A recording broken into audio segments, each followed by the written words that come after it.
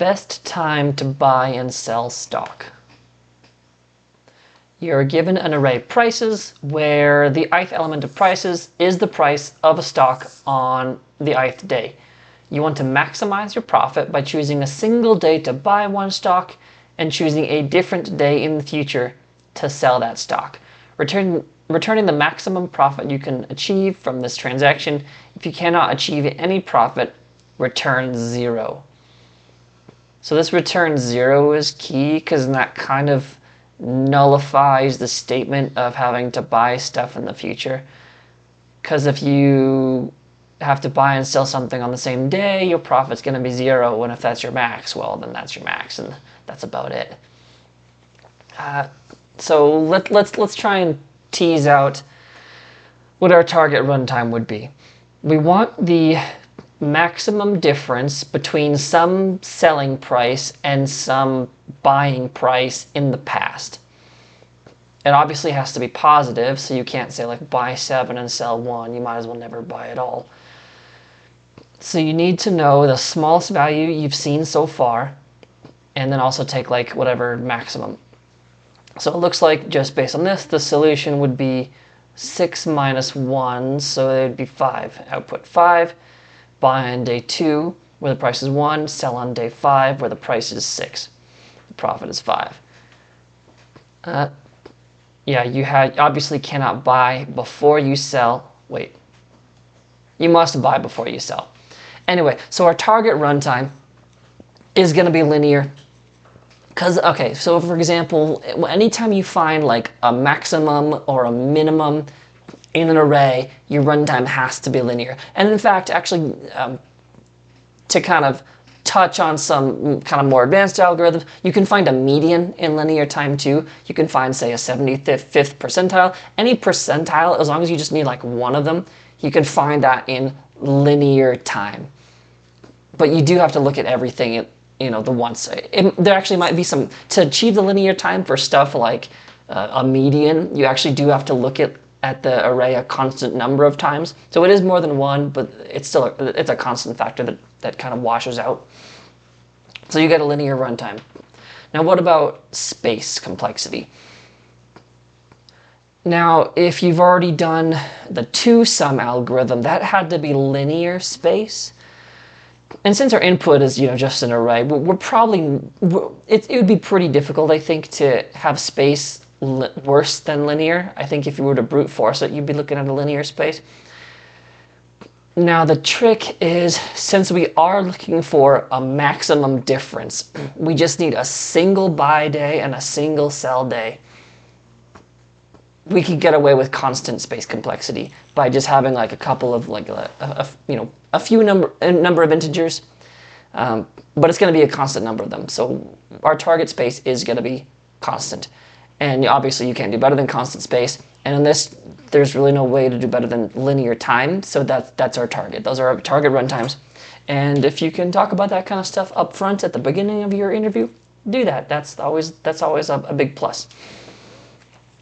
So what are we going to do? We're going to need some minimum value. So I'm going to call it smallest because I don't want to overwrite the min function. And that's going to be, we want to initialize it. So the smallest value we've seen so far, we want to initialize it to something that will always lose when it's given like a min comparison, no matter what. So we're going to use a function called numeric limits. And of the integer type, it takes a template argument. It gives you a namespace, and then you can call min.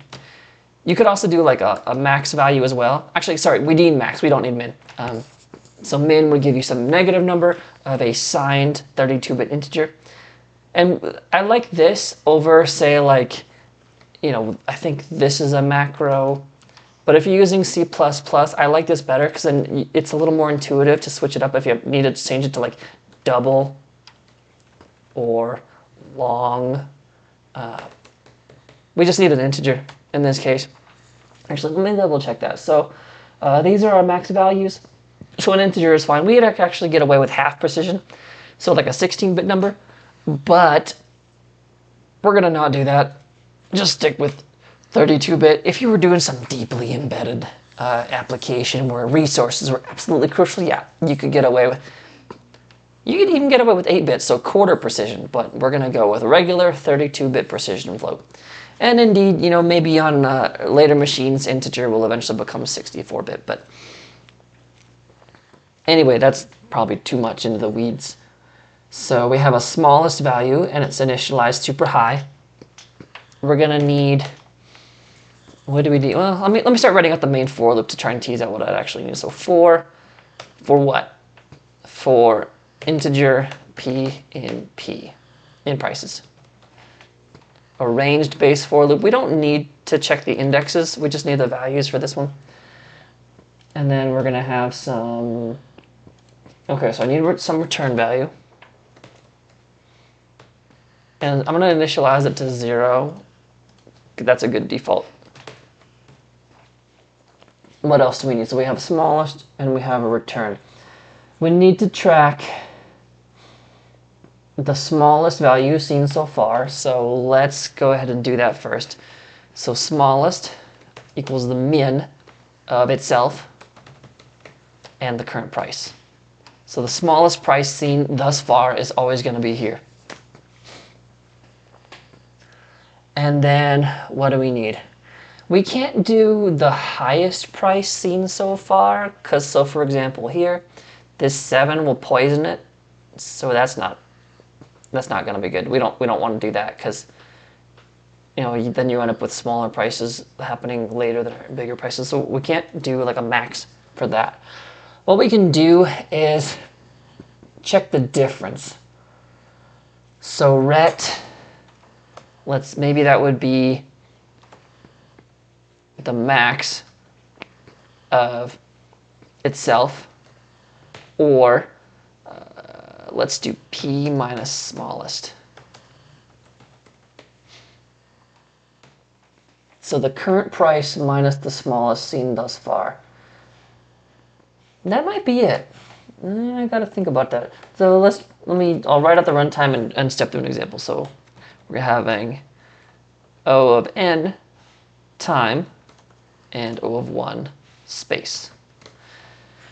Yeah, so integer, integer, integer, integer, integer. That's a constant. This is a constant. Assuming the bit lengths aren't infinite, then technically this is linear on the number of bits, but since they're 32-bit integers all the time, that's a constant number of bits, so it becomes a constant min and max operation. And a constant subtraction time too, since it's a constant number of bits. Constant space. Let's do an example. So we're gonna start with this first example here, I suppose. So we have return value initialized to 1. Smallest is initialized to basically infinity. You could also do infinity if you so choose. All right, for p in prices, we're setting smallest, so smallest. And then return. Smallest is now the min of infinity, or p. So the first price is 7. Return is the maximum of 0, or 7 minus 7, which is 0. All right, next iteration, 1. Min is the smallest. So the smallest is now going to be the min of 7, or 1. So now it's 1. And the return is the max of 0, or the current price 1 minus the smallest seen thus far, so 1. So 1 minus 1, 0. Return is still 0. Next iteration, 5. So it's going to be the min of 1 or 5, so smallest doesn't change. Return is going to be, it's going to be 5 minus 1, so 4. That gives us a bigger number. Next iteration, the smallest, it's 3 now. It's still not going to change. So we've already hit our minimum. It's 1. It's not. You can see it's not going to change after that. But so nonetheless, this has no effect. Return value is now, what are we at? 3 minus 1. It's 2. So it's 4 versus 2. That's not going to change either. Now we're at 6. This should be our final solution. So we should see it change. The smallest isn't going to affect anything because it's 6 versus 1.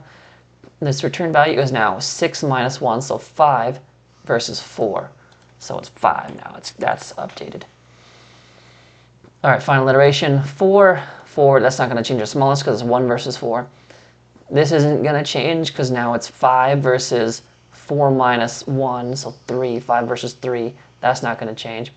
And then that's our last value, so that's the end of the loop. And then we return 5. Do I want to step through this example? So all strictly decreasing prices.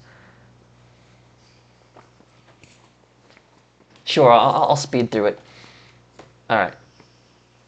So first value is 7, and a return value on day 1 is always going to be 0. And then now smallest is 6.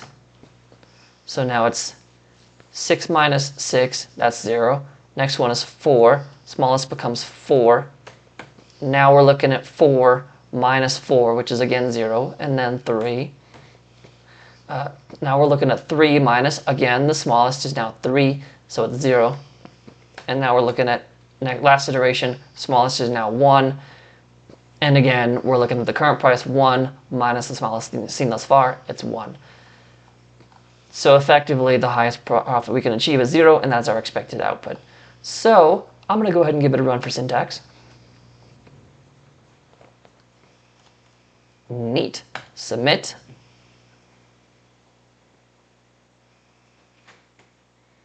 All right. And mark it off. We're done now. Thanks.